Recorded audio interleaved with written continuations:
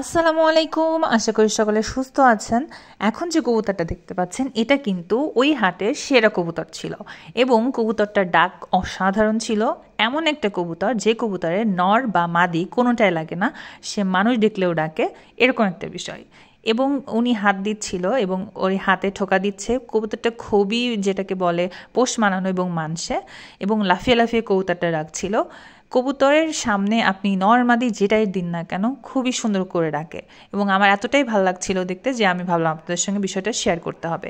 এবং দেখুন কবুতরটা কিভাবে লাফিয়ে লাফিয়ে ডাকে, অসাধারণ লাগছিল ডাকটা। এবং কবুতরটার সাইজটাও অনেক বড় ছিল। এটা কিন্তু একটা গোল্লা কবুতর, অন্য কোনো বিশেষ জাত না, কিন্তু কবুতরটা এরকম লাফিয়ে লাফিয়ে ডাকটা অসাধারণ।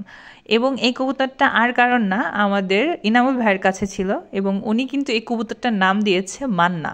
তো উনি যে কবুতর এরকম বেশি ডাকে এবং সুপারস্টারের মতো এরকম ডাকে, মান্নার যেমন কোনো ফিল্ম ফ্লপ যায় না, ঠিক ওরকমভাবেই উনি এটাই বোঝাতে চেয়েছে যে ডাকটা মান্নার মতোই। তো আপনাদের কেমন লেগেছে ভিডিওটা সেটা অবশ্যই আপনারা কমেন্ট করে জানাবেন। আমার তো খুবই ভালো লাগছিল এই কবুতরটা এইভাবে দেখতে। এবং আমি আপনাদের কবুতরের মালিককেও দেখিয়েছি, এই হচ্ছে আমাদের ইনামুল ভাই। তো অবশ্যই আপনারা ভিডিওটা বেশি বেশি দেখবেন, লাইক কমেন্ট করবেন এবং আমার পেজের সঙ্গেই থাকবেন। আসসালামু আলাইকুম।